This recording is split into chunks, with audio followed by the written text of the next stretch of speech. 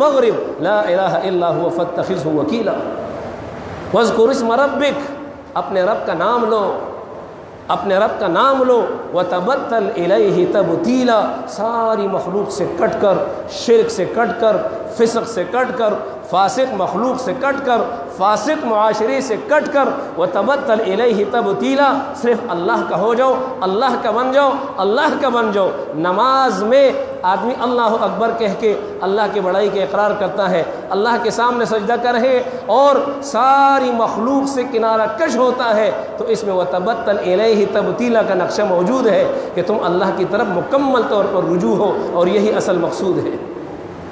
رب المشرق والمغرب لا الہ الا هو فاتخذہ وکیلا، وہ مشرقوں کا رب ہے، وہ مغربوں کا رب ہے، وہ مشرق کا بھی رب ہے، وہ مغرب کا بھی رب ہے، وہ میرا بھی رب ہے، وہ آپ کا بھی رب ہے، فاتخذہ وکیلا، اس کو دوست بناؤ، اس کو دوست بناؤ۔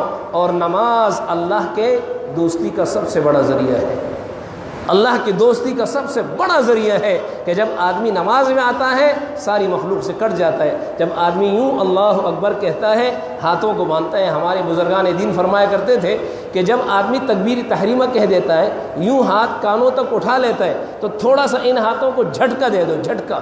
اس جھٹکے کا مطلب کیا ہے کہ اے صاحب دنیا، اے دنیا کی محبت، اے اولاد کی محبت، اے دوستوں کی محبت، اے دنیا کی مخلوق، میں نے تمہیں جھٹکا دے دیا، اب تم سے کوئی تعلق نہیں ہے، میرا تعلق صرف ایک رب سے ہوگا، میرا تعلق صرف ایک رب سے ہوگا۔ یہ تکبیر تحریمہ کے اندر ہم اقرار کرتے ہیں، اور جب تکبیر تحریمہ کہتے ہیں اس کا اقرار کرتے ہیں، اس لیے اللہ کے قرب کا ذریعہ ہے۔ تو نماز کا سب سے بڑا فائدہ کیا ہے کہ اس میں اللہ کا قرب حاصل ہو جاتا ہے۔ اور دوسرا بڑا فائدہ نماز کا کیا ہوگا کہ آدمی کے گناہ نماز کے ذریعے سے معاف ہو جاتے ہیں۔ تکفیر الذنوب گناہوں کے معافی کا ذریعہ ہے، فحشاء اور منکر سے بچنے کا ذریعہ ہے، بے حیائی کے کاموں سے اور گناہ کے کاموں سے بچنے کا ذریعہ ہے۔ ان الصلاۃ تنہی عن الفحشاء والمنکر، کہ نماز تمہیں بے حیائی سے روکتی ہے، تمہیں گناہوں سے روکتی ہے۔ نماز ہی ایسی چیز ہے کہ جب آدمی نے نماز بنا لی اور صحیح طور پر شاندار ہو گئی اس کی نماز، تو اللہ تبارک و تعالیٰ ان کو گناہوں سے، بے حیائی کے کاموں سے بچائیں گے۔ آپ نے تجربہ کیا ہوگا کہ جتنے بے حیائی کے کاموں میں مبتلا لوگ ہیں، آپ ان کی تاریخ اٹھا کر دیکھیں، وہ نمازی نہیں ہوں گے۔ نمازیوں کے اندر بے حیائی کے کام آپ کو بہت کم نظر آئیں گے۔ یہ نماز کی خاصیت ہے، یہ نماز کی خاصیت ہے۔ تو نماز گناہوں سے روکتی ہے۔ اور نماز کا تیسرا فائدہ کیا ہے؟ یہ نماز انسان کے لیے نور ہے۔ نور کس چیز کا نور ہے؟ چہرے کا نور ہے۔ جب آدمی نماز پڑھتا ہے چہرے میں نور ہوگا، یہ نماز نور ہے۔ دل نورانی ہوگا، دل میں نورانیت ہوگی جب آدمی نماز کو شاندار طریقے سے پڑھے گا، اپنے وقت پر پڑھے گا، شرائط کے ساتھ پڑھے گا، اور اللہ کا حکم سمجھ کر کے پڑھے گا، عادت کے طور پر نہیں پڑھے گا، عبادت کے طور پر پڑھے گا۔ اس کے دل میں وہ نور پیدا ہوگا جس سے اللہ کا تعارف حاصل ہوگا، اللہ کے رسول کی محبت پیدا ہوگی۔ یہ نور ہے جس سے تمہارا دل بھی منور ہو جاتا ہے۔ یہ نماز نور ہے، موت کے وقت تمہارے کام آئے گی۔ موت کے وقت جب شیطان تمہارے سامنے تمہارے ماحول کو اندھیرے میں بدل کر کے تمہیں دنیا سے کافر رخصت کرنے کے لیے تلا ہوا ہوگا اور کوشش کرے گا، اس نماز کی طاقت آئے گی، اس کا نور آئے گا، اور شیطان کے اندھیروں کو چھاٹ کر کے، ختم کر کے، وہ آپ کو کلمہ توحید کہنے پر آمادہ کرے گی۔ یہ نماز کا فائدہ ہے۔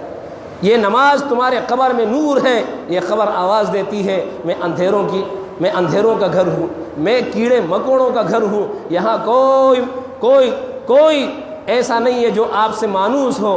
مانوس ہونے کی کوئی چیز نہیں ہے۔ مانوس ہونے کے لیے اپنے ساتھ کچھ لے کر آؤ، اندھیرا ختم کرنے کے لیے اپنے ساتھ کچھ لے کر آؤ۔ علماء نے لکھا ہے قبر کے اندھیرے کو ختم کرنے والی چیز وہ نماز کا نور ہے، نماز کا نور۔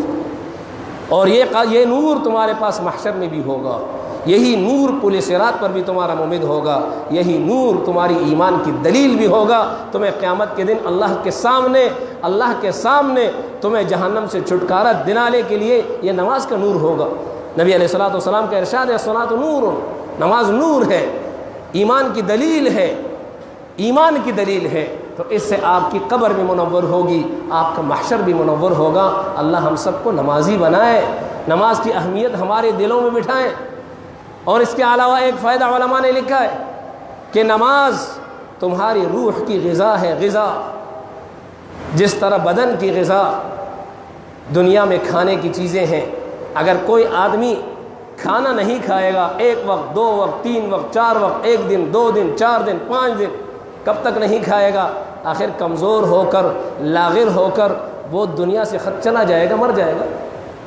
مرتا ہے کہ نہیں مرتا؟ جب بدن کو غذا نہیں ملتی، اللہ کا قانون ہے، اللہ نے ایک ضابطہ بنایا ہے کہ جب آپ کے بدن کو غذا نہیں ملے گی تو آپ آخر کار جا کر کے ہلاکت کے دہلیز پہ پہنچ کر ہلاک ہو جاؤ گے۔ اسی طرح روح کی غذا ہے، یہ جو آپ کی روح، جو اصل انسان ہے، اصل انسان یہی روح ہے، اس روح کی غذا ایمان ہے، اس روح کی غذا تلاوت قرآن ہے، اس روح کی بنیادی غذا نماز ہے۔ جب آدمی نماز نہیں پڑھتا روح کمزور ہو جاتی ہے، پھر نہیں پڑھتا، پھر کمزور ہو جاتی ہے اور کمزور ہو جاتی ہے۔ جب نماز نہیں پڑھتا تو روح ایسی ہو جاتی ہے کہ مرنے کے قریب چلی جاتی ہے، پھر اس پر نہ قرآن اثر کرتا ہے، نہ اس پر حدیث اثر کرتی ہے، نہ اس پر نصیحت اثر کرتی ہے، نہ اس پر کوئی وعظ و نصیحت کرتی ہے، کیونکہ روح بیمار ہو جاتی ہے۔ روح کی طاقت اور غذا وہ نماز ہے۔ نماز پڑھو اور روح کی غذا حاصل کرو۔ نماز مسلمان کا شعار ہے، شعار، علامت، ایمان کی علامت ہے تمہاری۔ یہ علماء نے اس کے فائدے میں لکھا ہے۔ اور ایک فائدہ علماء نے لکھا ہے کہ نماز دنیا کاموں میں اللہ تبارک و تعالیٰ سے مدد لینے کا سب سے بڑا ذریعہ ہے۔ دنیا کا کوئی کام آیا، مشکل میں پھنس گئے، نماز کی طرف چلے جاؤ، نماز پڑھتے رہو، اس کا اہتمام کرتے رہو۔ دنیاوی امور میں اس کی مشکل سے نکالنے کے لیے سب سے بڑا سبب نماز ہے۔ آخرت کے امور میں مشکلات سے نکالنے کے لیے سب سے بڑا سبب وہ نماز ہے۔ قرآن خود فرماتے ہیں یا ایھا الذین آمنوا استعینوا بالصبر والصلاۃ انھا لکبیرۃ الا علی الخاشعین۔ اے ایمان والو، مدد حاصل کرو، اپنے دنیاوی امور کے اندر بھی مدد حاصل کرو، اخروی امور کے اندر بھی مدد حاصل کرو، کفار کے خلاف، اپنے دشمنوں کے خلاف بھی مدد حاصل کرو، شیطان کے خلاف بھی، شیطانت کے خلاف بھی، اور اپنے نفس کے خلاف بھی مدد حاصل کرو۔ کس سے حاصل کرو؟ نماز سے حاصل کرو، صبر سے حاصل کرو، نماز سے حاصل کرو، صبر سے حاصل کرو، صبر سے حاصل کرو، نماز سے حاصل کرو۔ یہ دشمنوں پر فتح ہے، یہ دنیاوی اور اخروی امور کی مشکل سے نکلنے کا ذریعہ ہے۔ کیا وجہ تھی کہ جب نبی علیہ الصلوۃ والسلام کو کوئی بھی پریشان کن صورتحال پیش آتی، حضرت صلی اللہ نبی علیہ السلام نماز کی طرف چلے جاتے، افزع الی الصلاۃ، نماز کی طرف دوڑتے آپ صلی اللہ علیہ وسلم۔ کوئی